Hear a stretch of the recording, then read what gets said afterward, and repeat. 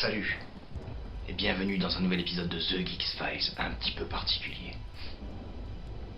Imaginez-vous, vous vous réveillez, vous allumez la télé et au lieu de votre programme habituel, vous voyez un flash d'infos, urgence.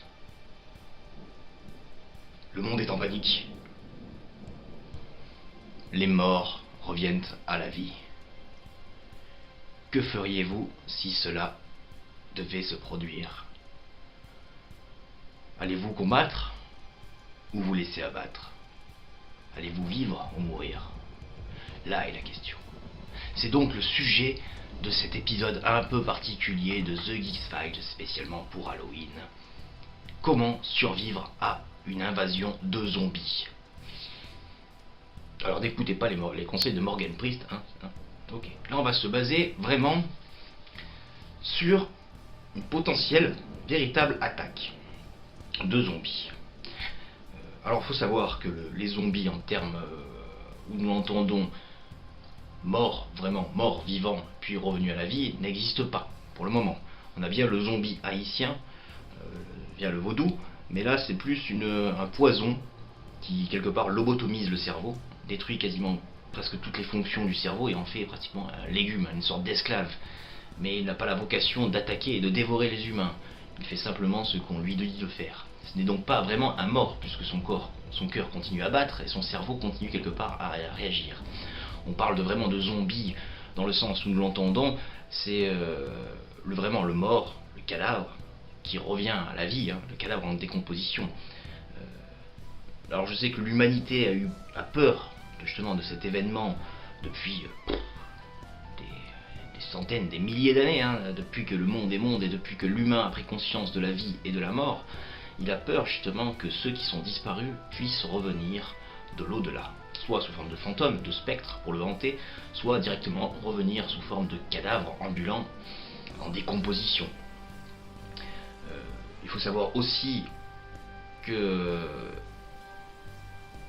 contrairement à ce qui est une idée reçue, c'est pas si loin de la réalité, car on peut expliquer, on peut voir ce phénomène-là dans la nature, dans le monde des insectes, pas dans le monde des humains. Avec par exemple certains parasites qui ont la capacité de rentrer dans leur hôte, un escargot par exemple, de dévorer le cerveau et de remplacer le cerveau pour pouvoir contrôler le corps de l'escargot et en faire ce qu'il veut. On a également, je me rappelle plus le nom de ce parasite, vous tapez escargot zombie et vous verrez. On a une espèce d'autre parasite, mais cette fois-ci dans l'univers du fongique. On n'est plus dans le parasite microbien par exemple. Là c'est le fongique, c'est-à-dire le champignon qui s'appelle le cordyceps, que maintenant je pense tout le monde connaît grâce au jeu entre autres The Last of Us, qui met justement le contexte du jeu est justement sur ce champignon, mais cette fois-ci qui a réussi à muter et s'adapter pour pouvoir proliférer dans les cerveaux des humains et en faire des zombies, attaquer les autres humains pour multiplier la colonie de champignons. Mais ceci n'existe pas. Le cordyceps existe dans le cadre du règne animal, enfin des insectes, mais pas encore chez les humains. Bien que, nous le savons maintenant depuis un bon moment, les scientifiques, notamment dans les corps armés, essayent tant bien que mal de réussir à réanimer un corps, pas lui rendre vie, l'âme dans la pensée, mais réanimer un corps dans l'idée de se servir de ce dernier comme arme. Et effectivement, ce serait vraiment très efficace. En admettons, on bombarde une ville lors d'un conflit, il y a plein de victimes, civiles ou militaires, ennemis. On balance de suite un autre produit chimique ou un virus qui est capable de rentrer dans les corps et les réanimer, et ceci, imaginez donc que ceux-ci peuvent prendre vie et attaquer d'autres humains, les tuer, les dévorer en partie, et en faire d'autres zombies et ainsi de suite pour détruire le pays qu'on l'en attaque.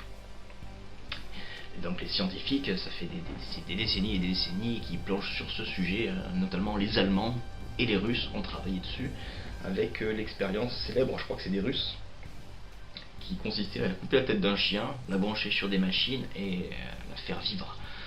Tout le monde peut voir cette expérience sur internet qui date de l'époque de la Seconde Guerre mondiale. Et là, effectivement, le chien est décapité, la tête est branchée sur des tas de machines et le chien, la tête du chien continue à vivre. Alors on ne sait pas exactement les pensées du chien, si elles sont agressives, si le chien réagit tout court, ou si c'est juste le cerveau qui fonctionne mécaniquement, on ne sait pas. On ne sait pas plus sur ça, on n'en saura jamais plus.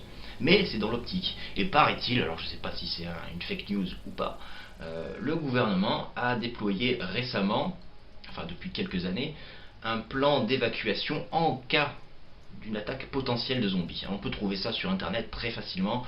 Je n'ai pas besoin de vous dire de mettre un lien, vous tapez plan d'évacuation en cas de zombies USA et je pense que vous allez trouver de quoi je veux parler. On parle aussi éventuellement de cette fameuse drogue qui peut porter plusieurs noms. La plus connue c'est le sel de bain, qui a la particularité de détruire quelque part l'effet humain de la personne qui se drogue. Alors je comprends pas l'utilité de cette drogue, mais elle rend les humains hyper agressifs, très violents, voire même meurtriers. On avait avec le célèbre cas de ce qu'ils appelaient le zombie de Miami, le fameux drogué qui avait pris cette fameuse drogue et avait attaqué un SDF et lui avait dévoré le visage. Il a survécu, heureusement pour lui, enfin heureusement ou malheureusement, parce qu'il est dans un sale état maintenant. Mais les policiers, quand ils ont dû intervenir, ils ont dû vider plusieurs balles sur lui pour en venir à bout.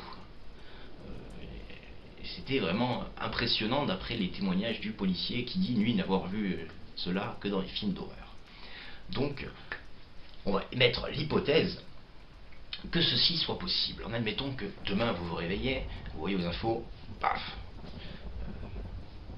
les infos, des morts reviennent à la vie, s'attaquent aux vivants. Qu'est-ce que vous pourriez faire pour survivre? Alors les techniques que je vais vous donner se basent bien entendu sur ce que l'on appelle le survivalisme, mes connaissances en survivalisme. Pour ceux qui ne savent pas ce que c'est que le survivalisme, c'est ni plus ni moins que des humains, hommes ou femmes, qui, en temps calme, de paix, décident de se préparer à une potentielle guerre ou une potentielle catastrophe naturelle qui viendrait à mettre en péril leur survie. Et donc ils se préparent à l'avance à pouvoir survivre en cas de problème. Survivre comment? C'est en accumulant de la nourriture, en accumulant des réserves d'eau, en accumulant des ressources comme des piles par exemple, des chiffons, des lampes de poche, des pansements, des désinfectants, en apprenant à chasser, à pêcher, à se servir d'une arme bien sûr, à l'utiliser. C'est donc ça que le survivalisme. Et donc ce que je vais vous dire sur les techniques que j'utiliserai se base bien entendu là-dessus. Bien entendu là, on est dans le cadre d'une fiction. Ce n'est pas prévu pour l'instant qu'une invasion de zombies arrive. En revanche, c'est peut-être possible qu'une future guerre, 5, 10, 15, 20 ans, survienne et en subisse à nouveau des choses telles que l'on a connues, enfin pas moi, mais mes grands-parents par exemple, ont connu pendant la Seconde Guerre mondiale. Par exemple les Allemands qui affamaient le peuple avec les fameux tickets de rationnement. Parce qu'un peuple affamé est un peuple faible et donc asservi. Mais aussi par exemple une catastrophe naturelle. En admettant que demain, dans quelques mois, il y a l'hiver qui va arriver, une énorme tempête de neige arrive, vous êtes dans un petit coin reculé dans la campagne, et là le gros blizzard arrive, paf, votre maison est recouverte de neige pendant des jours, et donc il va falloir un bon moment avant que la neige fonde et que vous puissiez sortir. Et donc là, si vous n'êtes pas préparé et que vous n'avez pas suffisamment de ressources, vous êtes cuit. Parce que là, les services de police et d'ambulance, de pompiers et d'aide en gros, en général, va être submergé. Il ne sera pas forcément là pour vous aider. Et donc, c'est pas mal de savoir, de s'y préparer. Bon, modérément bien sûr, ne pas là non plus à se creuser un bunker, on n'en est pas là non plus, mais pensez à faire des réserves de nourriture, d'eau, se préparer s'apprendre à chasser, à pêcher. C'est peut-être déjà une bonne base, et déjà une base qui va de soi. Alors la première chose que je ferais s'il y avait une invasion de zombies, c'est déjà de partir absolument du centre-ville. Alors là, je suis à Toulon, bien entendu. Je suis pas au centre-ville au sens où on est, mais je suis quand même dans la ville. Mais la première des choses, c'est d'éviter d'aller au centre-ville pour quelque raison que ce soit. Partir le plus loin. Pourquoi? Parce que tout le monde va avoir l'idée d'aller dans le supermarché les plus proches pour s'approvisionner le plus rapidement possible en tout ce qui peut passer. Ils vont prendre absolument tout, même les trucs qu'ils ne prendraient pas en temps normal. Par exemple, une boîte de ficelle, n'importe quoi, des allumettes, des trucs comme ça. Ils ne prendraient pas ça forcément en grande quantité, mais là par exemple, là il y aurait une catastrophe. Vas-y, qu'on charge le caddie, on paye ou on paye pas, on s'en fout, on vole, c'est la fin du monde, on s'en bat les couilles, on vole tout et on se barre. Et là le problème c'est que le monde va se concentrer à une certaine zone, et là étant donné que les morts reviennent à la vie, qu'est-ce qui va se passer? fatalement, il va y avoir énormément de victimes, donc les villes, et plus elle est grande la ville, et plus elle est peuplée, et plus il y a de dangers, va être rapidement submergée de zombies, de victimes et de futurs zombies. Donc l'idéal c'est de partir le plus loin possible. Alors, l'endroit le plus sûr que j'aurais trouvé, ce serait une montagne. Par exemple, ici, à Toulon, on a bien sûr le mont Faron, qui est un véritable phare. D'ailleurs, Faron en provençal signifie phare, tout simplement parce que la montagne borde la ville sur toutes les parts, de toutes parts quasiment, et donc on a une énorme vue sur la mer, sur la ville, mais également derrière, sur tous les lointaines terres. Et donc on peut voir facilement ce qui peut se passer. Deuxièmement, pas grand monde va penser aller là-haut. Que ce soit le mont Faron ou le Mont Blanc ou ce que vous voulez. Pas grand monde va penser aller dans les hauteurs. Donc vous êtes plus ou moins seul. Et donc plus vous êtes seul et plus vous pourrez gérer facilement la situation pour commencer. Après, il va bien sûr falloir s'entraider quand vous allez trouver des rescapés. De là, une fois que vous êtes en lieu sûr, commencez à vous créer un petit campement avec bien sûr une vue sur tous les chemins possibles. Alors c'est facile, moi le Faron, il n'y a qu'une route pour y monter et c'est la même qui permet de descendre. Il y a une seule route. Donc c'est facile de savoir qui monte et qui vient. Il y a bien sûr des sentiers qui permettent d'y monter, mais pas tout le monde les connaît et pas tout le monde sait où ils vont. Ensuite, je commencerai par prendre en matériel, de laisser tomber les téléphones. Je vais jeter les téléphones, ils ne serviront plus, fatalement, parce qu'il y a la fin du monde. Vous pensez vraiment que les gens vont continuer à travailler à France Télécom, Orange, Bouygues, etc. Non, ils vont finir par se barrer, vouloir récupérer leur famille et vouloir survivre aussi. Donc les téléphones n'ont avoir aucune utilité. La première des choses, récupérer pour communiquer des talkie-walkie. Bien entendu, des piles pour qu'ils puissent fonctionner, des lampes de poche, des bougies. C'est très important d'avoir des bougies parce que les lampes de poche ça consomme des piles et si vous n'avez plus de piles, vous n'avez plus de lampes et fatalement, il faut bien se rendre à l'évidence, c'est ce que je disais plus tôt, les humains ne vont plus travailler non plus dans les centrales électriques. Donc, il y a de grandes chances que le courant va tomber, cesser de fonctionner au bout d'un certain temps. Et on va revenir sur ça aussi parce qu'il y a un gros problème qui risque d'arriver, mais on y verra plus tard. Et donc, dans le noir total, si vous n'avez pas de lampe ou de bougie, vous resterez dans le noir. Et là, vous êtes à la proie potentielle des créatures maléfiques telles que sont les zombies. Et je vous garantis que si vous n'êtes pas retrouvé, le meilleur moyen de savoir ce que c'est vraiment dans le noir, c'est se mettre dans une forêt la nuit sans lampe. Et vous verrez ce que ça fait d'être dans le noir total. Sauf des fois si vous avez la pleine lune qui peut éclairer, ça peut aider. Mais le problème c'est que c'est une fois dans le mois.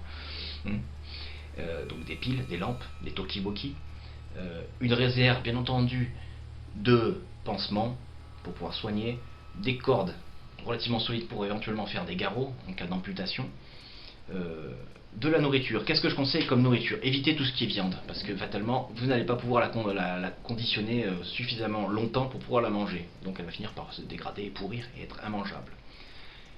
Les fruits, vous pouvez les prendre, mais il faudra les consommer rapidement. Et en revanche, si possible, l'endroit où vous aurez décidé d'élire domicile, plantez les noyaux pour éventuellement qu'il y ait des arbres qui poussent.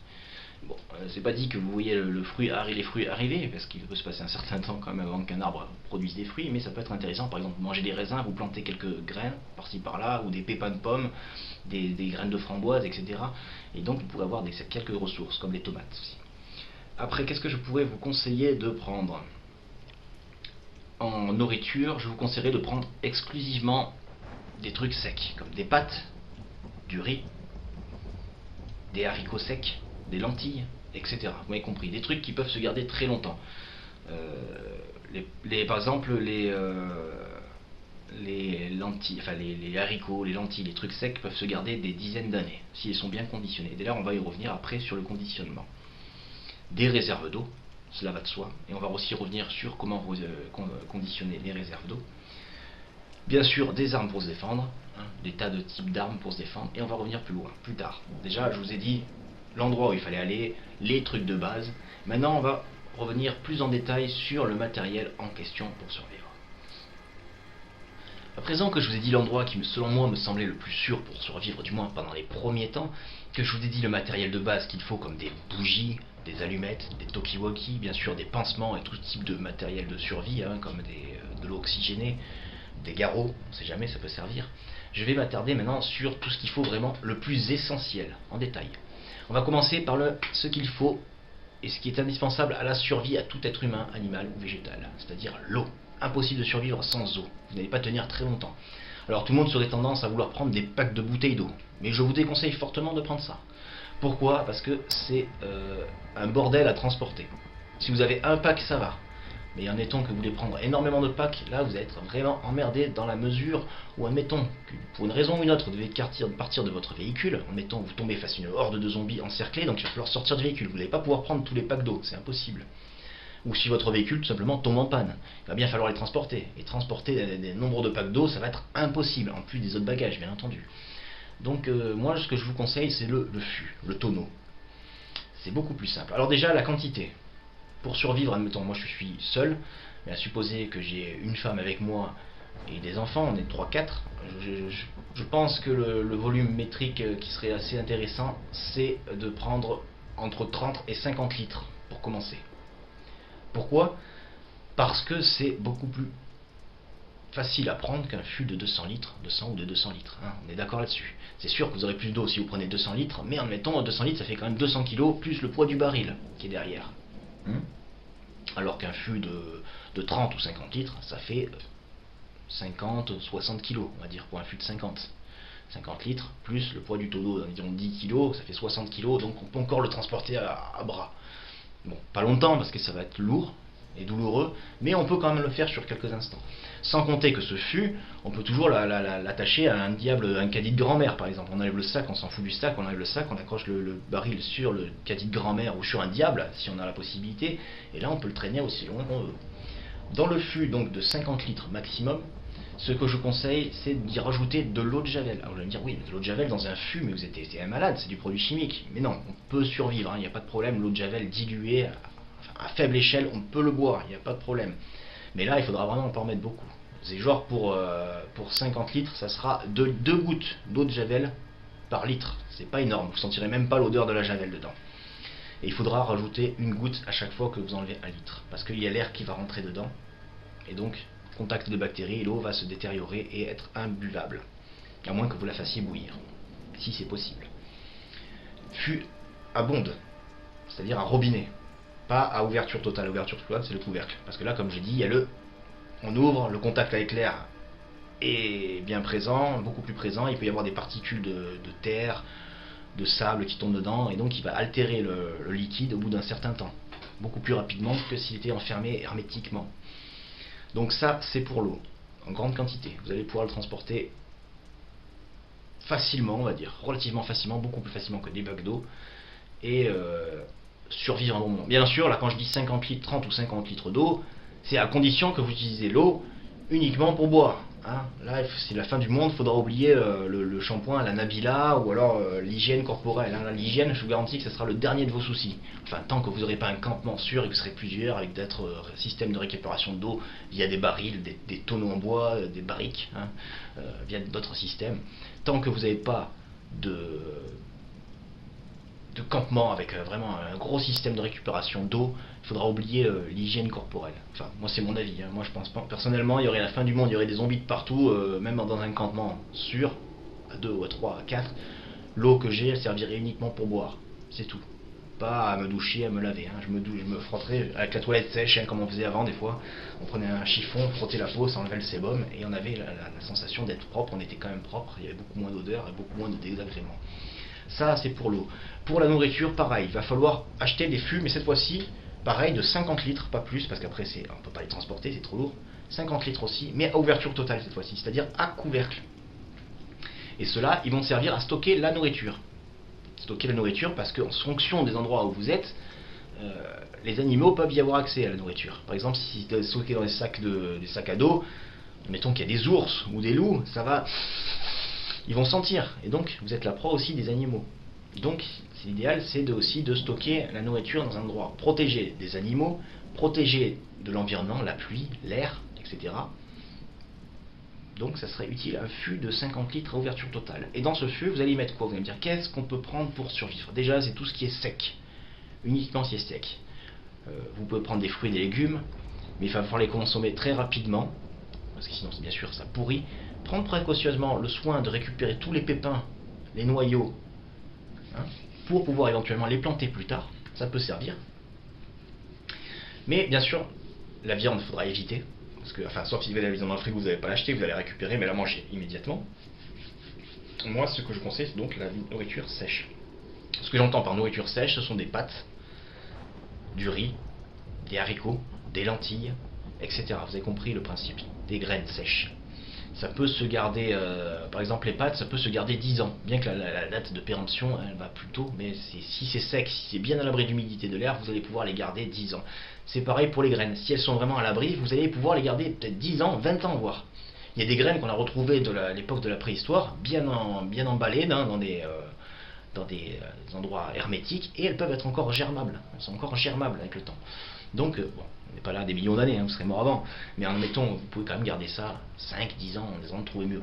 C'est le de base. Et vous allez tout stocker dans le fût, en prenant la précaution de ne pas ouvrir, ne pas tout mettre en vrac dans le baril. Il faut quand même que vous récupériez les choses facilement, ne pas mélanger les graines, ne pas mélanger les pâtes, etc. Dans les sacs, vous mettez les sacs de pâtes, les sacs de riz, les sacs de blé, les sacs de lentilles, etc. dans le fût, et puis vous le fermez hermétiquement, et ça aussi, pareil, vous allez pouvoir le transporter beaucoup plus facilement, et vous pourrez survivre très longtemps. C'est beaucoup plus nutritif que si vous allez prendre toute la barbaque que vous avez dans le congélateur. Ça, c'est pour la nourriture. Pour l'équipement, bien sûr, il va falloir des couteaux, parce que là, malheureusement, la viande, il faut bien la couper. On n'est plus des animaux, on n'est plus des animaux, d'accord, encore des animaux au sens où on entend, mais on n'a plus la nourriture, on n'a plus la bouche pour pouvoir manger la viande comme ça. Donc il faut des couteaux de cuisine. Il va falloir des fourchettes, ça peut être utile. Il va falloir quoi aussi, bien sûr, des briquets jetables. Vous pouvez prendre des zippots, vous pouvez prendre aussi des allumettes. Les allumettes, il faudra faire attention parce que ça craint la pluie, ça craint l'humidité. Mais bon, je conseille franchement les briquets jetables, ou à défaut, récupérer les pierres pour allumer le feu. On peut le trouver justement dans les armureries, des trucs comme ça, on peut le trouver facilement ce briquet, ou dans les boutiques comme, comment ça s'appelle, Naturalia, les trucs comme ça, ou les trucs naturels quoi. Et ça c'est vraiment pas mal, les briquets, les pierres à feu. C'est plus compliqué parce qu'il faut avoir de la paille, des trucs, des herbes sèches et tout ça, c'est plus facile, c'est plus compliqué qu'un briquet.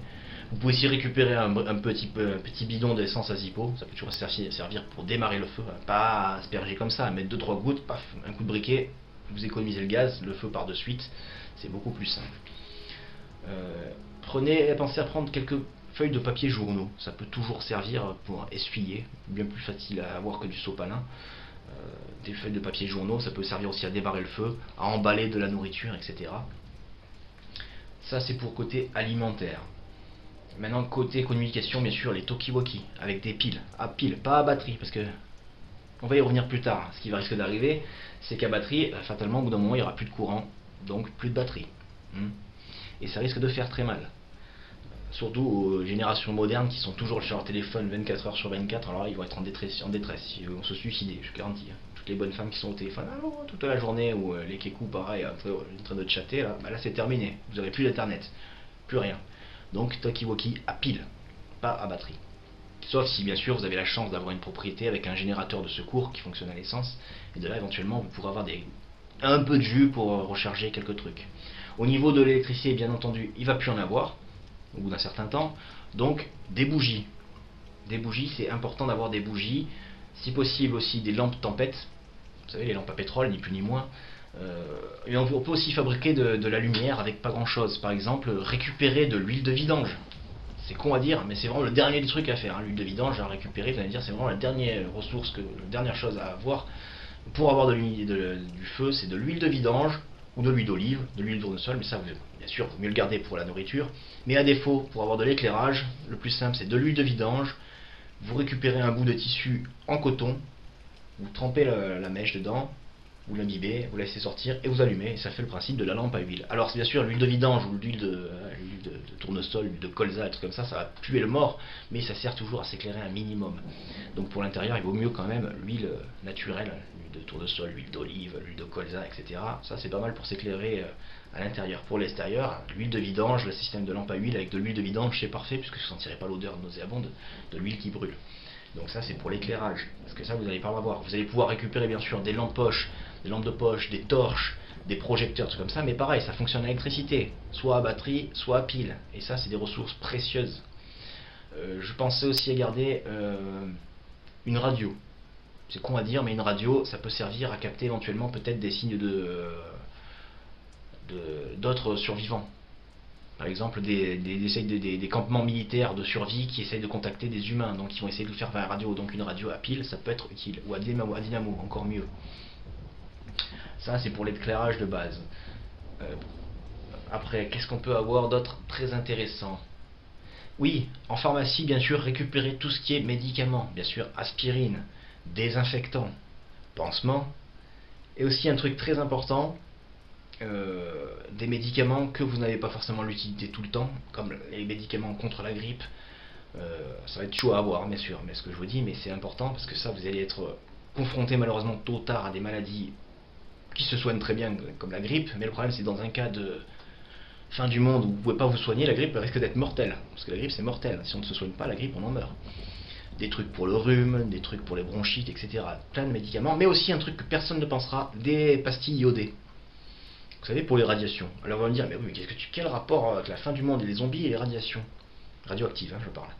Eh bien, pensez à ce que je vous ai dit un peu plus tôt, imaginez simplement qu'il y a la fin du monde, les gens ils vont penser aller voir leur famille, leurs amis et tout ça, donc vont partir de leur poste. Donc tôt ou tard, ça sera aussi le cas des centrales électriques, mais aussi des centrales nucléaires. Et que se passe-t-il lorsque le réacteur d'une centrale nucléaire n'est plus entretenu et donc va finir par surchauffer? Parce qu'il va fatalement tôt ou tard manquer d'eau dans les réacteurs. Faute d'entretien, il va manquer d'eau et ça va surchauffer, boum.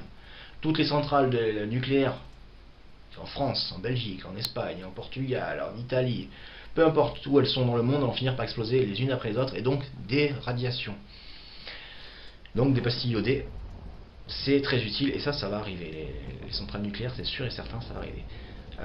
On pourrait aussi avoir des masques à gaz, mais le problème c'est que le masque à gaz c'est très compliqué à avoir. D'ailleurs légalement c'est interdit, il faut le savoir que c'est un matériel à la base militaire interdit. On peut en trouver dans des brocantes qui datent de la Seconde Guerre mondiale, de la guerre du Vietnam, hein, des trucs comme ça. On peut en avoir, mais bon, ils n'ont plus aucune utilité de nos jours, sauf décorative. Hein. Ils n'ont plus aucune utilité pour se parer des particules. Vous pouvez avoir des masques dans les magasins de bricolage, comme les masques à poussière, les masques anti-amiante éventuellement, mais c'est pas suffisant pour des radiations. Mais ça peut toujours servir pour survivre à certains endroits, dans certains environnements, comme la poussière.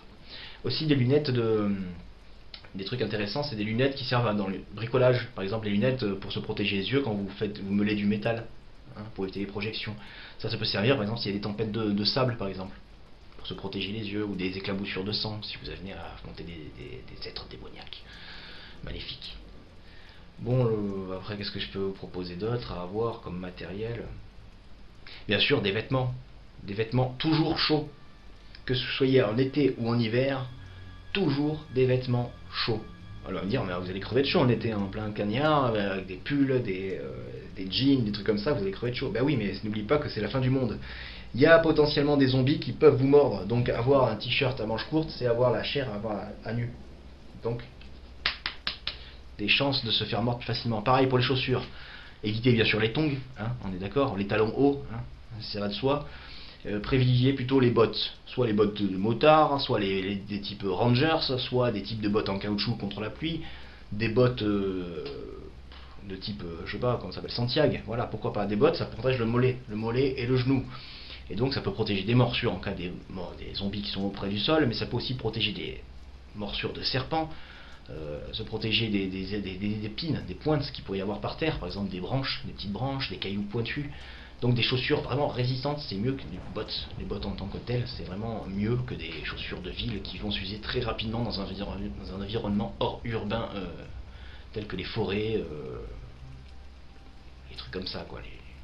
Donc les bottes, c'est une bonne possibilité, ça dure très longtemps, ça demande peu d'entretien, et vous allez, je pense, les garder vraiment beaucoup plus longtemps qu'une paire de baskets Nike classique que vous aimez tant de nos jours. Donc une paire de bottes en cuir, de type Rangers, Santiago, ou en caoutchouc, de type bottes de pluie ou bottes de cavalier, hein, pour l'équitation, ça va être parfait pour se protéger les mollets des morsures de zombies ou de serpents, ou se protéger de la pluie, de l'humidité, parce que la pluie ça va devenir aussi votre pire ennemi, mine de rien, ça va vous servir à survivre pour récupérer de l'eau, Mais quand vous portez des vêtements mouillés ou des chaussures mouillées, vous allez avoir de gros problèmes au bout d'un moment. Déjà, vous allez vous refroidir si c'est en hiver, vous n'allez pas tenir très longtemps à cause de l'hypothermie, mais vous avez aussi ce qu'on appelle le pied des tranchées. C'est ce qui se passait pendant la Première Guerre mondiale lorsque les soldats combattaient dans les tranchées. Elles se remplissaient d'eau, les soldats avaient constamment les pieds gorgés d'eau, la peau commençait à se friper comme quand vous prenez un bain, mais sauf qu'au bout d'un certain temps, la peau elle se décolle. Et donc ça devient très douloureux, les bactéries elles peuvent rentrer, et là c'est la mort assurée, au bout d'un certain temps. Une mort lente et douloureuse en plus de ça. Ouais, ça c'est pour le matériel de base, nourriture, équipement. Maintenant, on va passer à l'armement. À présent, on va passer à l'armement, parce que c'est bien beau de se nourrir, de boire, mais le problème c'est qu'il va falloir se défendre contre les zombies, pas dans un apocalypse zombie. Et donc il va falloir s'armer. Alors je vais découper cette section en 4 types. Les armes blanches, les armes contendantes, les armes de jet et les armes à feu. Commençons par les premières, les armes blanches. Alors on oublie déjà tout ce qui est couteau de cuisine. On les prend, on les jette. C'est bon pour couper pour se nourrir, mais pas pour tuer un zombie. La lame est vraiment trop souple, ça ne perforera jamais un crâne humain. Impossible. À moins de le choper peut-être dans l'orbite. Mais bon, ça demande vraiment d'être très près. Pareil que les couteaux de type Laguiole, Opinel ou Douk Douk. La lame est beaucoup plus solide. Ces couteaux, c'est les couteaux dits de randonnée. La lame est beaucoup plus solide, mais tôt ou tard, ça finira par péter par l'articulation. Le fait de l'endroit où ça plie, la lame se range, et ça peut vous mettre en danger. D'autant que la lame d'un couteau dit de cuisine ou les couteaux de type randonnée sont relativement courtes. C'est pas plus de 15 cm en moyenne. Après, bien sûr, il y a ici la fameuse fendoir de boucher, la feuille de boucher, qui sert à couper les articulations des poulets, des lapins, etc. pour bouffer. C'est pas mal, mais le problème c'est que c'est assez court, c'est pas trop gros un fendoir de boucher, une feuille de boucher. Après, on peut utiliser éventuellement le top du top en arme blanche, c'est le couteau de chasse. Alors, chasse sous-marine ou chasse tout court dans la nature. La lame est relativement longue, couteau de plongée ou de chasse, c'est une lame comme ça. Une bonne lame comme ça de 15-20 cm, on va dire, en minimum, entre une dague et un couteau de chasse, ça peut aller 15 cm, 20 cm. Donc la lame est beaucoup plus longue, c'est très épais, c'est très solide, ça peut facilement perforer un crâne, moins facilement que celle qu'on voit dans la télé. Par exemple, on voit dans Walking Dead, ils enfoncent le couteau comme ça, comme si c'était une mode de beurre. Non, en réalité, il faudra mettre un peu plus de volonté que ça, beaucoup plus de force. Donc il faut une lame épaisse et résistante. Donc le couteau de chasse, c'est vraiment parfait. Le couteau de chasse qui sert à vider les animaux, le poisson ou les chevreuils, les sangliers, etc. quand vous allez chasser. Et ça vous servira aussi pour chasser. Après, on a en arme blanche, on peut utiliser aussi éventuellement des tournevis. À la base, c'est une arme, c'est pas une arme un tournevis, c'est un outil, mais ça peut servir d'arme par destination. Plaque. Un coup de tournevis dans le crâne, la pointe, enfin le manche, enfin la pointe est creuse, elle est fine, donc ça peut facilement perforer un crâne. On peut utiliser aussi éventuellement tout simplement des outils qu'on utiliserait dans tous les jours pour élaguer du bois. Une hache, soit les manches longues pour fendre le bois, les bûches, ou les hachettes pour fendre les petites bûchettes pour la cheminée. Ça se trouve facilement. Alors évitez les grosses masses pour casser les briques, parce que ça c'est vraiment très très lourd. De même, évitez les haches à bûcheron. Les haches à bûcheron, elles sont larges, avec une tête vraiment triangulaire, très épaisse et très lourde. Ça sert justement à, quand on abat un arbre, au bout d'un moment on enfonce la hache et on tape dessus à la masse pour forcer l'arbre à tomber. Et ça c'est très lourd, comme les masses c'est très lourd et c'est encombrant, et c'est pas maniable forcément. Au bout d'un moment vous allez fatiguer, ça fait peut-être moins de 3-4 kilos. Donc imaginons que vous avez un zombie à abattre, ça peut aller, mais vous en avez une dizaine, ça va être vraiment trop lourd. Donc la hachette ou la hache à bûche, c'est parfait. Bien sûr la machette aussi, la machette qui sert à couper les herbes folles, ce qu'on peut voir dans les films, la machette. À la base ça sert à couper des herbes, mais pour couper une tête ou fendre un crâne, ça sera parfait. Alors on évite la tronçonneuse façon David Garcia, parce que la tronçonneuse ça demande de l'essence, et l'essence ça peut être mis dans une voiture par exemple, pour se déplacer, donc c'est de l'huile, premièrement. Deuxièmement, c'est mécanique, donc ça demande de l'entretien, beaucoup d'entretien. Et troisièmement, ça fait un boucan d'enfer, on vous entend à 3 km, vous allez attirer tous les zombies. Alors on évite aussi le katana façon David Garcia là aussi, et Morgan Priest. Pourquoi? Parce que le katana c'est une arme de coupe, c'est pas une arme faite pour fendre. On peut voir dans tous les films de zombies, par exemple Michonne dans Walking Dead, ou dans les des mangas où ils coupent facilement un corps en deux, mais c'est pas réellement, c'est pas avéré. On peut pas couper un corps humain facilement comme ça. Le katana est avant tout fait pour entailler la chair, les gorges facilement. Ça peut trancher une tête éventuellement, mais ça ne peut pas fendre un crâne. Il y a des documents archéologiques qui démontrent ça, qui affirment ça. J'ai vu un documentaire, je crois qu'on peut le trouver sur YouTube, sur les samouraïs.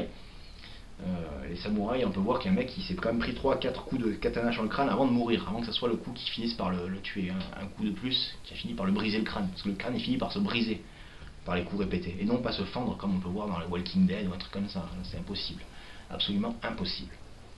Mais ça peut couper une tête, donc couper une tête revient à dire un zombie en moins. Et notamment que le katana aussi a un défaut, c'est que la lame doit être entretenue régulièrement et ça s'émousse facilement parce que c'est une arme très tranchante, mais vraiment très tranchante. C'est pratique c'est pour tuer les humains là-bas, c'est pas prévu pour tuer des non vivants. Donc un humain ça pourra faire l'affaire, elle n'a pas de problème, mais pour un mort vivant ça pourra peut-être lui couper un bras, une jambe, la tête, alouette, mais de là lui fendre le crâne, je ne pense pas. Si à plusieurs coups répétés peut-être, mais le problème c'est l'idée c'est de neutraliser et de tuer un zombie de façon rapide. Le but c'est de ne pas s'acharner dessus, c'est soit on le tue d'un coup et on passe à autre chose, on s'en va en courant, soit on passe à côté. Le but c'est de se défendre et non pas d'attaquer, pas pareil. Voilà, c'est ce que je dis. Déjà un katana ça se trouve pas partout non plus. Les katanas japonais, laissez tomber, impossible à avoir, c'est interdit, même pour les citoyens japonais c'est interdit, c'est considéré comme une arme de guerre là-bas, et c'est interdit d'exportation. Après on trouve des contrefaçons de coupe qu'on peut trouver fabriquées à Taïwan, mais la qualité de la lame n'est pas du tout la même, elle va finalement s'émousser 10 fois plus rapidement qu'un véritable katana, et ça n'a pas d'utilité, honnêtement.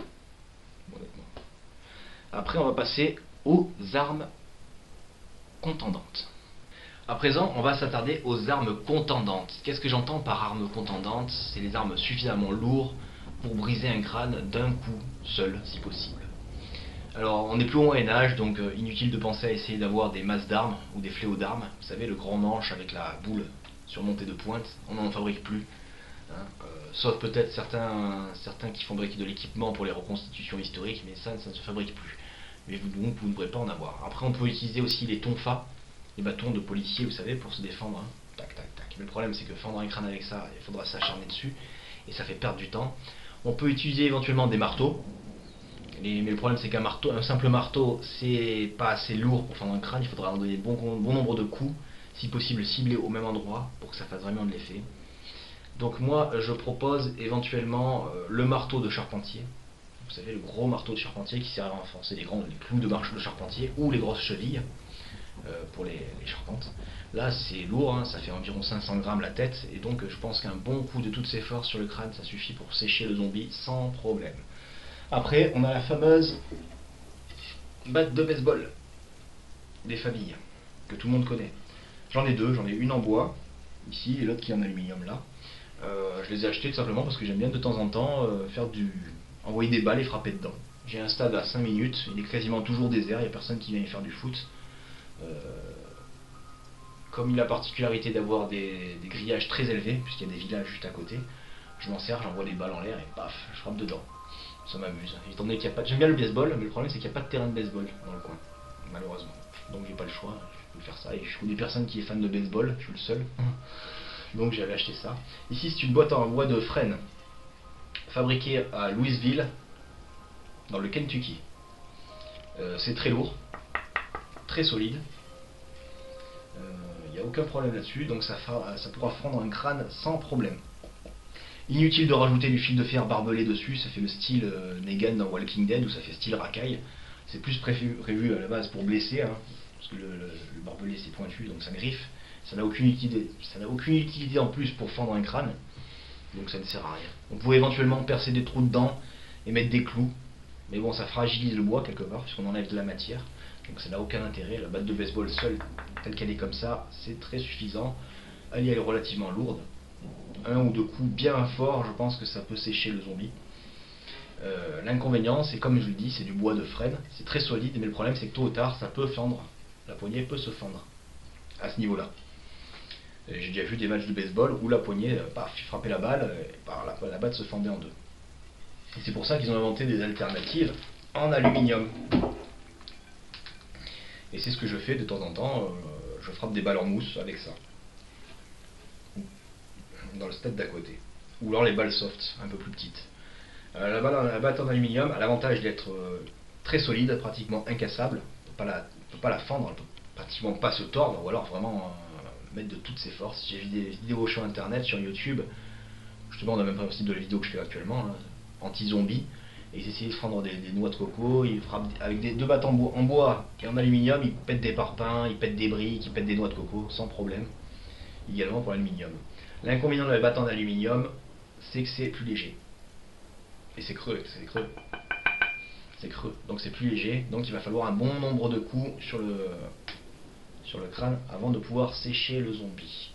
Je pense que c'est les deux seules, vraiment les battes de baseball, franchement je pense que c'est les deux armes contendantes les plus efficaces et faciles à se procurer en tant que telles, bien plus efficaces qu'un marteau. À défaut on prendra le marteau ou une pierre même, mais je pense que il n'y a pas mieux que ça. Et on les trouve facilement. Celle-là, elle fait 25 €. Par contre, c'est du fabriqué en Chine. Mais bon, ça n'empêche pas que une batte de baseball restera une batte de baseball. Hein. Comme un marteau, que ce soit un marteau fabriqué en Chine ou un marteau fabriqué en France, ça restera un marteau. L'autre est en bois, je l'ai payé plus cher, je l'ai payé 39 €, fabriqué aux États-Unis. C'est plus beau, c'est plus joli, c'est plus esthétique, c'est plus solide, plus lourd. Donc la balle ira beaucoup plus loin. Plus la batte est lourde, plus la balle ira loin dans le baseball. Bon, là, c'est pas le cas de l'invasion de zombies. Mais je pense que les deux battes de baseball se valent, honnêtement. Sachant que la batte en aluminium fait 3 cm de plus de longue que la batte en bois. Je sais pas pourquoi. Pourtant, c'est deux battes adultes. Hein. Les battes enfants ne servent à rien presque pour les zombies. Bref, on va passer à présent aux armes de jet. Alors les armes de jet, on va de suite laisser tomber les frondes ou les lance-pierres. Ça n'a absolument aucun intérêt pour chasser le zombie, pour tuer le zombie. Ça peut éventuellement servir à chasser les petits écureuils, petits oiseaux, pourquoi pas. Ou alors, plus intéressant, pour divertir les zombies. Faire une diversion. Par exemple, vous avez une horde, vous devez passer, vous arrivez dans votre direction, vous êtes piégé, vous prenez votre lance-pierre, une pierre, et paf, vous visez par exemple une vitre d'un immeuble voisin, ou un peu plus loin, ça va tomber, ça va faire du bruit, ça va divertir la horde, et vous aurez peut-être le temps de passer. Pareil pour la fronde. D'ailleurs, j'ai pas parlé, mais aussi des pétards, prendre des lots de pétards, de diverses tailles de pétards, ça peut servir aussi pour la même raison, faire diversion. Donc en arme de jet, on a donc le lance-pierre, mais on laisse tomber, la fronde, on laisse tomber. On a donc l'arc, on a deux types d'arc, l'arc classique, avec une simple corde, ou l'arc de chasse, à poulie, ou l'arc sportif aussi, on appelle ça. La différence, c'est juste le prix et la pression. Un arc classique, comptant comme ça à la main, sans les poulies, je sais pas combien de pression dedans, une centaine de livres de pression. C'est suffisant pour tuer un humain, suffisant pour tuer un zombie, alors que l'arc, ou la chevreuil à la base, c'est pour chasser un arc, hein. C'est même pas fait pour faire du sport à la base. Alors que l'arc à poulie, lui, il décuple la puissance. Un arc à poulie, on décuple ou on quintuple la puissance d'un arc à la main. Pour la même pression de la tension de la corde, je veux dire, on quintuple la puissance avec un arc à poulie. L'inconvénient, c'est que c'est très cher. Après, on a l'arbalète. L'arbalète, c'est beaucoup plus puissant qu'un arc classique. Parce qu'une arbalète de base, ça fait 150 livres de pression, largement suffisante pour perforer une armure de chevalier, perforer un crâne, il n'y a pas de problème. L'inconvénient, c'est que c'est long à charger, parce que ça demande de l'armer avec le pied. On a un étrier et on l'arme, donc il faut avoir une certaine force. Et plus l'arbalète est puissante, et plus il faut de la force. Alors il existe aussi des arbalètes à poulie, même principe que l'arc, qui permettent de décupler la force. Ce sont des arbalètes de chasse. Bien qu'en France, on peut chasser à l'arc en France, mais pas à l'arbalète. Le permis de chasse à l'arc est différent du permis de chasse au fusil ou à la carabine en France. Il faut le savoir. Il est beaucoup plus réglementé parce qu'on peut facilement braconner avec un arc ou une arbalète. C'est pour ça que l'arbalète c'est interdit. Non seulement on peut braconner, mais ça fait moins de bruit que l'arc. Et c'est plus précis, parce que ça c'est à l'épaule. Contrairement à un arc qui demande beaucoup plus de concentration, parce qu'on bouge. Alors que l'arbalète on épaule comme un fusil ou une carabine. C'est pour ça que la carabine, l'arbalète, on ne peut pas chasser avec. En France, c'est interdit. Ça sert toujours pour le club de tir, des trucs comme ça, hein, pas de problème. Alors l'inconvénient des arcs et des arbalètes, que ce soit arc normal ou arbalète normale, à poulie ou pas, l'inconvénient c'est que les carreaux on n'en trouve pas de partout, on ne peut pas les fabriquer n'importe comment, avec n'importe quel bois. Si vous les avez, que vous les pétez, au bout d'un moment vous êtes dans la merde. Vous allez pouvoir en fabriquer des carreaux de fortune, mais le problème c'est que ça sera pas aussi solide qu'un carreau de chasse officiel. On abandonne de suite les carreaux d'arbalète ou d'arc de chasse, parce que je sais pas si vous avez déjà vu une pointe de flèche ou de flèche ou de carreau d'arbalète de chasse. C'est horrible, horrible. C'est un triangle gros comme ça, cruciforme. Et je vous garantis que, d'ailleurs c'est pour ça que j'aime pas la chasse à l'arc. Certains me disent ouais c'est plus écolo, c'est plus noble. C'est plus noble de quoi? Tu te prends ça, l'animal il se prend ça dans le bide, il va souffrir pendant un bon moment. S'il meurt pas sur le moment, il va se barrer avec sa flèche, il va crever loin, vous allez perdre l'animal, il va crever pour rien. Et plus de peu qu'il meurt dans un étang ou un truc, il va contaminer l'eau et c'est horrible. Donc c'est pour ça que j'aime pas trop la chasse à l'arc. C'est des monnaies maintenant. On a inventé les armes à feu, c'est pas pour rien, c'est plus pratique, plus direct, ça le tue sec l'animal, il souffre moins. Bref. Voilà pour les arcs et les arbalètes. Ah oui, il y a ça aussi. Ce type on appelle ça fusil harpon, mais en réalité c'est le principe de l'arbalète. Bon celui-là il est âgé, hein. Il était à mon père, il est complètement HS. La pointe était complètement foutue, donc je l'avais biseauté pour rigoler, pour tirer sur des principe de l'arbalète, pour tirer sur de la paille ou des cartons. On appelle ça fusil de chasse sous-marine, ou alors arbalète sous-marine. Ça peut éventuellement servir à tuer un zombie. Bon, ce modèle-ci, il est court, il existe des modèles beaucoup plus longs qui décuplent la force, et ça marche quand même bien. On va essayer de voir le carton là-bas. Oui, ça marche. Mais l'inconvénient, c'est que voilà, ça demande un temps pour tendre. Donc il faut avoir des bons abdos. Parce qu'on est obligé d'appuyer sur les abdos pour tendre l'élastique. Et celui-là, il est déjà vieux l'élastique, il est mort l'élastique. L'arbalète, c'est ça qui est chiant.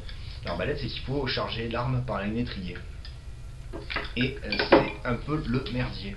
Ça demande beaucoup de force. Et aussi, il y a un problème de l'arc et de l'arbalète. Celui-là, non. Parce qu'on peut le désarmer facilement. Regardez, l'arme, ce type de fusil harpon, on peut désarmer, avoir la pointe engagée, la flèche engagée, sans pour autant avoir chargé. Et on peut le charger très rapidement, vous avez vu. Alors que l'arc et l'arbalète, si on ne tire pas ou si on ne chasse pas, il faut impérativement enlever la corde de l'arc, débander l'arc. Il faut absolument enlever ça parce que ça fragilise la corde, parce qu'elle est constamment sous tension. Et deuxièmement, votre arc ou votre arbalète, qui soit en bois, en métal, en kevlar ou pas, au bout d'un moment il va garder la forme et il perdra un peu de la force. Donc il faut absolument, quand il n'est pas utilisé, penser à enlever la corde, la décrocher. Et le problème c'est ça, on parle d'une apocalypse zombie, donc on ne pourra pas le faire, et donc totalement, au bout d'un moment, il faudra changer la corde, ou carrément jeter l'arc et essayer d'en trouver un autre.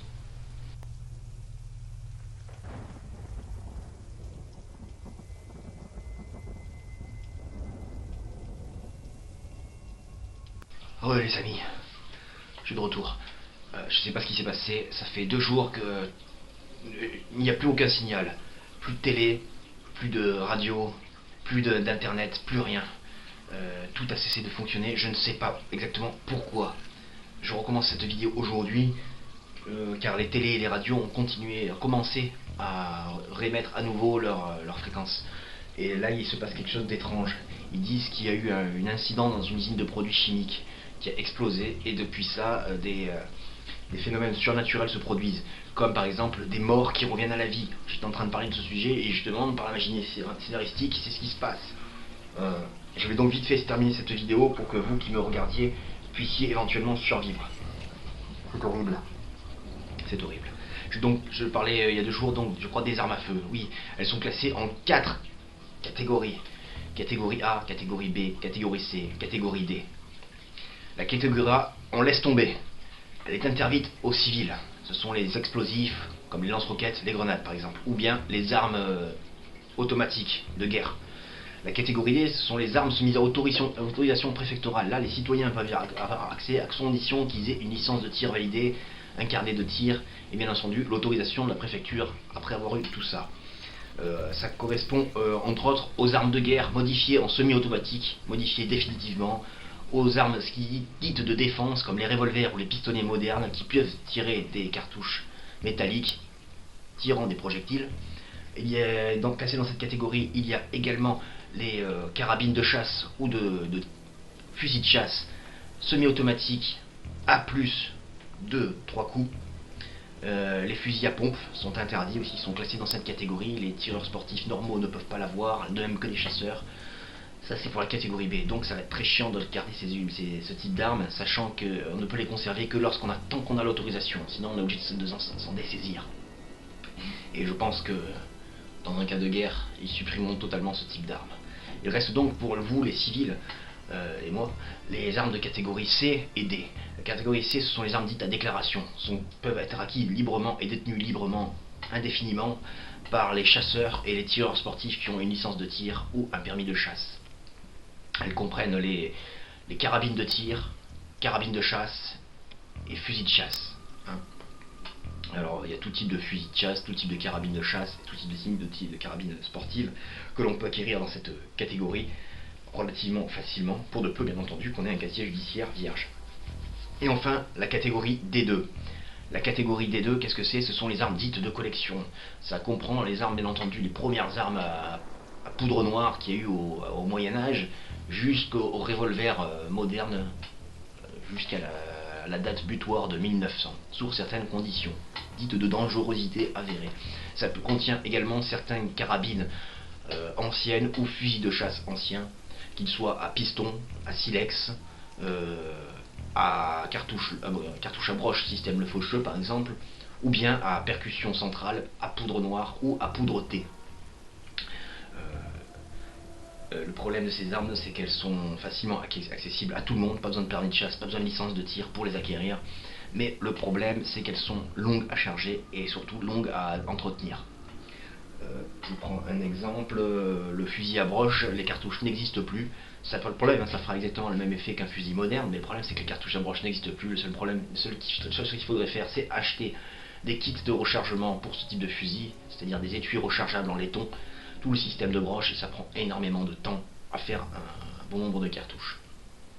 Pareil pour les fusils à percussion, qu'ils soient à 1 ou à 2 coups, ou à silex, c'est pareil. Là il faut charger le canon de la poudre noire par le bout du canon, la bouche du canon, mettre une bourre, mettre des plombs, remettre une bourre pour pas que ça tombe, et enfin mettre de la poudre si c'est une arme à silex, ou alors une petite amorce de capsule d'amorce si c'est une arme à percussion. Et là c'est pareil, comme vous avez entendu, c'est long à charger, il faut environ 3-4 minutes pour charger 2 canons, donc c'est très très long. Ensuite nous avons les revolvers à percussion, de type Colt 1851 Navy ou Remington 1858. Là c'est pareil, il faut bien 5 minutes pour charger le barillet à 6 coups. C'est efficace, ça tuait les hommes dans la guerre de sécession. Ça en a tué jusqu'à l'apparition des armes modernes, il n'y a pas de problème, mais le problème c'est 5 minutes environ pour charger un barillet dans des bonnes conditions, dans des conditions de calme, et là dans le stress ça va être chaud. Après nous avons les types de fusils comme ça, ce qu'on appelle les fusils à percussion centrale. Ici c'est un des derniers modèles qui date de 1890 environ. Un des premiers modèles à être chargé à poudre vive, il est classé en catégorie D2, donc achat, vente et détention libre. Le problème c'est que c'est la poudre T. La poudre T c'est une poudre vive mais qui n'a pas les mêmes particularités que les armes de chasse modernes. Donc on ne pourra pas mettre autant de poudre ou de plomb que dans une cartouche moderne. Donc la meilleure solution ce serait de recharger toutes les cartouches de chasse de poudre vive en changeant la poudre vive par de la poudre noire. Mais sinon ça fonctionne parfaitement. Celui-ci c'est un calibre 12 chambré en 65. Le chambrage c'est la longueur de la cartouche. Chambrage 65, 70, 76 et 89. Pour le 12 Magnum par exemple. Ici donc c'est un 12-65. Donc c'est l'ancien de l'ancien. C'est facile, c'est à 2 coups. Deux cartouches, on ferme, on active les chiens et on tire. Jamais de tirer à blanc, ça abîme les percuteurs. Mais ça fonctionne bien. Voilà, le problème c'est que ça sera très long de se refabriquer, de se reconfectionner des cartouches de chasse anciennes. Ça demanderait à réouvrir la cartouche, vider les plombs, enlever la poudre, remettre de la poudre noire, remettre la bourre, remettre les plombs et ressertir à nouveau. Donc ça sera très très long mais faisable. Après on a les fusils de chasse entre guillemets modernes comme celui-ci. C'est un vieux fusil de chasse calibre 16 moderne parce que comme vous avez vu l'autre il s'arme par des chiens à l'arrière. Ici les chiens sont internes et ils s'activent à l'ouverture des canons. Pareil, 2 coups. On ferme et là on peut tirer. Ne jamais tirer à vide. Donc il faut désactiver les chiens. ça abîme les percuteurs. Personnellement, ce que je vous conseille, c'est d'éviter toutes les armes semi-automatiques ou à répétition. C'est vrai que c'est pratique, il y a plus de cartouches en magasin, mais le problème de ce type d'arme, c'est que ça demande de l'entretien, énormément d'entretien. Par exemple, un fusil semi-automatique, s'il n'est pas entretenu, il va s'enrayer tout le temps. Idem pour les fusils à répétition, comme les fusils à verrou, les fusils à levier, les fusils à pompe. Ça demande beaucoup d'entretien et donc beaucoup plus de mécanique. Si une pièce venait à se briser, vous ne pourrez plus utiliser votre arme. Ce type d'arme a deux coups. Ici, c'est un fusil à double canon juxtaposé. Il existe à superposer, canon superposé, un au-dessus de l'autre. Ici, c'est un à côté de l'autre. Ça ne change rien entre nous. Peu importe les calibres. Ce système de fusil, d'accord, il n'y a que deux cartouches. Mais l'avantage de ce type de fusil, c'est que il n'y a pas beaucoup de mécanique dedans. Elle s'entretient facilement et peut se réparer très facilement avec des matériels de base. Et c'est très robuste. Par exemple, celui-ci, il date des années 50. Celui-ci, il date de 1890 environ. Et il fonctionne toujours. Les deux fonctionnent toujours. Alors, il y a plusieurs types de cartouches de fusils de chasse, plusieurs calibres. Ici, le vieux, là, c'est un 12. Celui-ci, c'est un 16. Alors on pourrait croire que le 16 est plus gros que le 12, mais c'est l'inverse. Le 12 est plus gros que le 16. Je m'explique. Le calibre du fusil de chasse se répertorie en plusieurs. Calibre 10, calibre 12, calibre 16, calibre 20, 28, 24 et 410. Et plus on monte dans le chiffre et plus le calibre est petit. On pourrait croire l'inverse. Par exemple, le 16 est plus petit que le 12. Pas de beaucoup, mais plus petit quand même. C'est une vieille mesure anglaise qui disait en gros que pour savoir de quoi est chambré un fusil de chasse, quel est le calibre d'un fusil de chasse, il faut prendre une livre de plomb anglaise et compter le nombre de sphères que l'on peut faire au diamètre interne de lame du canon. Ici c'est un calibre 16, donc avec une livre de plomb anglaise, on pourra faire 16 balles. Pour un calibre 12, ça sera 12, pour un calibre 10, ça sera 10, pour un calibre 20, ça sera 20, etc. Dans les calibres de chasse, je conseille uniquement de prendre calibre 10, 12, 16 et 20 maximum. Pas au-delà du 20, c'est trop petit pour tuer un zombie. Le calibre 10, c'est bien pas mal, ça se correspond au fusil moderne en 12,89, mais le problème c'est que le calibre 10, la munition n'existe beaucoup plus en France. Ce type de fusil n'est plus utilisé étant donné qu'on a le 12 Super Magnum qui est quasiment similaire. D'autant que le calibre 10 a un énorme recul. Vous ne pourrez pas supporter de nombreux tirs avec ce fusil. Donc moi je vous propose le calibre 10, 12, 16 et 20 maximum le 1. Avec ça on peut tirer des petits plombs pour le lapin, pour les grives. On peut tirer du plomb numéro 4 qui peut être utile pour le lapin ou le renard par exemple. On peut tirer bien sûr de la chevrotine qui peut être utile pour le sanglier ou pour le chevreuil. Et bien entendu il existe des cartouches à balles. À balles comme balle classique de carabine. Sauf que là c'est une balle à sanglier grosse comme un pouce. La Brenec on appelle ça. Et là avec ça on peut chasser absolument tout. Le sanglier, le chevreuil, le cerf, etc. Il n'y a pas de problème. Et donc le zombie. Parce que le but c'est de pouvoir survivre, donc de la chasse, mais aussi de se défendre. Mais c'est pour ça que je vous conseille les fusils à deux coups, plutôt que les fusils de guerre. Vous trouverez facilement les fusils de chasse à deux coups plutôt que les fusils de guerre, car vous trouverez plus facilement des munitions qu'un fusil de guerre. Et en cas d'entretien c'est beaucoup plus rapide. En cas de casse de pièces, vous pourrez les réparer facilement avec des petites pièces que vous pourrez trouver par-ci par-là. Ça ne sera pas forcément le cas d'un fusil de guerre semi-automatique ou automatique. Là ça risque de demander beaucoup d'entretien, donc il faut être posé. Et je rappelle une fois que le but est de survivre, pas de combattre et de tuer tous les zombies qui passent. Donc vous ne serez pas censé abattre tous les zombies que vous voyez, juste ceux qui peuvent vous gêner dans un instant précis d'attaque. Le but c'est de survivre. Donc là je vais regarder, voilà, je vous ai parlé sur les armes à feu, vite fait, je regarde les infos. Oh mon dieu, regardez.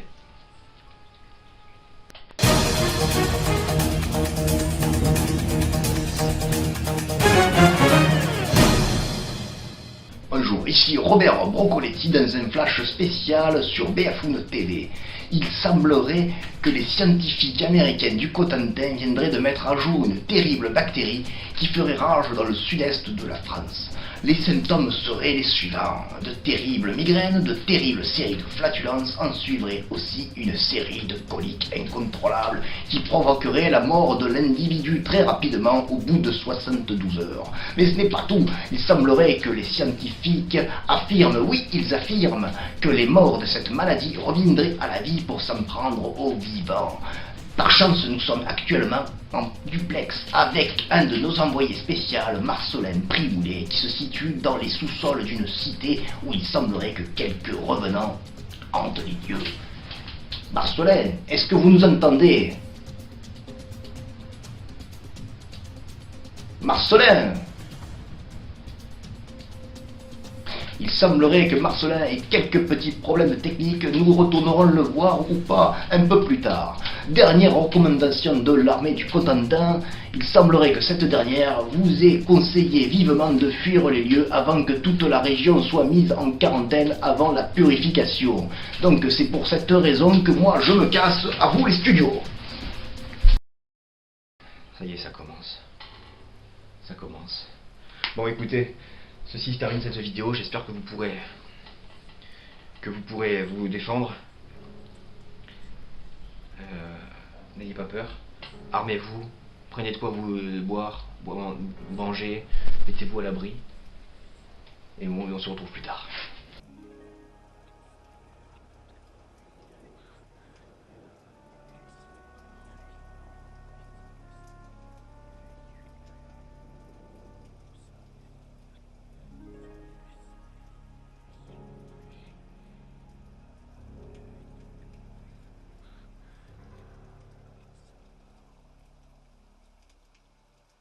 Watch it.